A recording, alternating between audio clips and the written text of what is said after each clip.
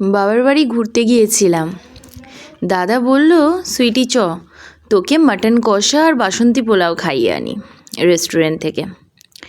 আমি বললাম, রেস্টুরেন্টে যাওয়ার কি দরকার, তুই জাস্ট বাজারটা করে আন। রেস্টুরেন্টের থেকে ভালো মাটন কষা আর বাসন্তী পোলাও তোকে বাড়িতেই খাওয়াচ্ছি। ব্যাস, যেই কথা সেই কাজ, ঝটপট বাজার করে আনলো আর আমি রান্নাটা শুরু করলাম। আর টুক করে একটা ভিডিও তুলে নিলাম তোমাদের সাথে রেসিপিটা শেয়ার করব বলে। তো চলো পুরো রেসিপিটা দেখে নাও। জাস্ট রেস্টুরেন্ট বা বিয়েবাড়ির মতোই মাটন কষাটা আমি তৈরি করব।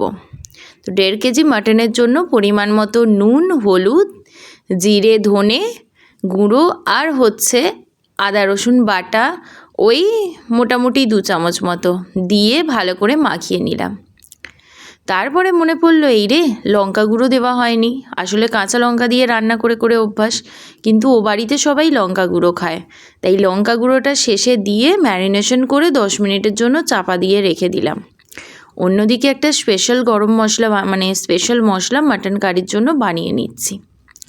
শুকনো লঙ্কা কয়েকটা, জিরে আর ধনে একটু রোস্ট করে গুঁড়ো করে রাখবো, ব্যাস এই কাফি।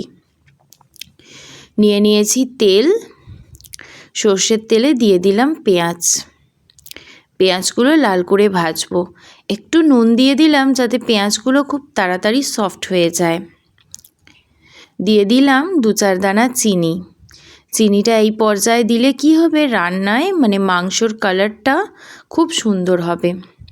দিয়ে দিলাম আদা রসুন বাটা, ওই 2 চামচ, মোট 2 চামচ আর 2 চামচ 4 চামচ আদা রসুন বাটা।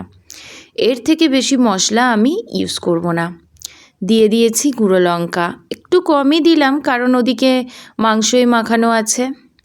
মশলা কষে যাওয়ার পর মাংসগুলো তুলে দিলাম। এবার একটু নেড়ে নেড়ে কষবো ভালো করে। দিয়েছি 2টো টমেটো কুচি। অন্যদিকে আর একটা মশলা বানানোর পালা। নিয়েছি 200 গ্রাম টক দই আর ওই ভাজা মশলাটা খুব ভালো করে মিক্সড করে নেব একটা চামচের সাহায্যে। এখন মিক্সড করে এটা রেখে দেব কিছুক্ষণের জন্য। তারপরে প্রয়োজন মতো সময় দেব। কখন দেব তোমাদের দেখাচ্ছি, রান্নাটা দেখতে থাকো। যখন দেখবে মাংস কষতে কষতে এরকম পুরো একদম শুকনো হয়ে গেছে মশলাটা, তখনই টুক করে 1 কাপ জল ঢেলে দেবে। এই প্রসেসটা 2 থেকে 3 বার কিন্তু করবে, 2 বার অন্তত করতেই হবে। তারপর দেখবে মাটনের কেমন স্বাদ হয়।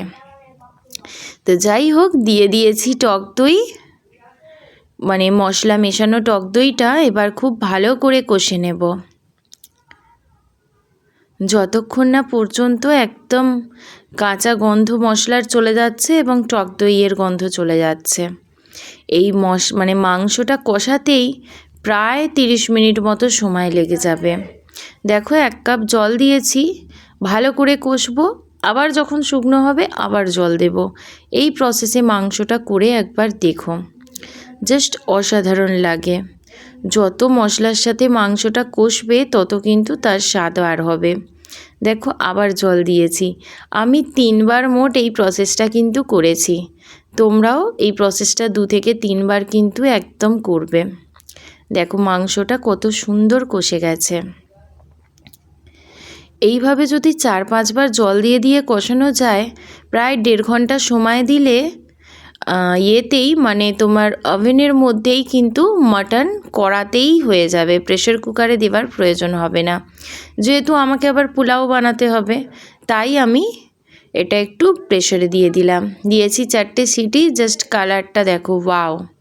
এখনও কিন্তু রান্না কমপ্লিট হয়নি, এখনও বাকি আছে। এটাকে আবার দিতে হবে একটু কড়ায়, কারণ তা না হলে যে একদম স্পেশাল যে ফ্লেভারটা আমি চাইছি সেটা কিন্তু আসবে না। কড়াই দিয়ে দিয়েছি, একটু জল আছে, ঝোলটা আছে, এটা আর একটু ড্রাই হবে। সেই সঙ্গে দিয়ে দিচ্ছি শাহি গরম মশলা। আমি কিন্তু মাটনে শাহি গরম মশলাটা ইউজ করি, খুব ভালো লাগে টেস্টটা। আরও একটু নেড়ে নিলাম। দেখো ফুটতে ফুটতে জল কিন্তু কমছে। দিয়ে দিয়েছি 1 চামচ ঘি, লাস্ট টাচআপ। এটা কিন্তু মাটনে মাটন কষার ক্ষেত্রে তোমরা করে দেখতে পারো, ঘিয়ের স্বাদটা মাটনে বেশ লাগে। দেখো ঝোলটা টেনে গেছে। এটা যখন ঠান্ডা হবে আরও শুকনো হয়ে যাবে এবং দারুণ টেস্ট। দেখো কত সুন্দর মাটন কষাটা দেখতে হয়েছে। পোলাওয়ের রেসিপিটা কিন্তু এর সাথে দিলাম না, আলাদা করে দেব, কারণ ভিডিওটা খুব বড় হয়ে যাবে। ভালো লাগলে কিন্তু একটু লাইক কমেন্ট করো।